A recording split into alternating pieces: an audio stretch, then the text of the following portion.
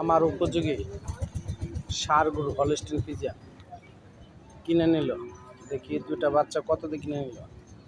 একটা গাড়ির ভিতরে, একটা নিচে, দেখতে পাচ্ছেন।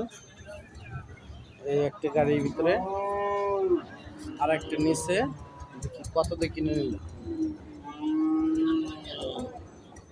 ষাঁড় বাচ্চাগুলো।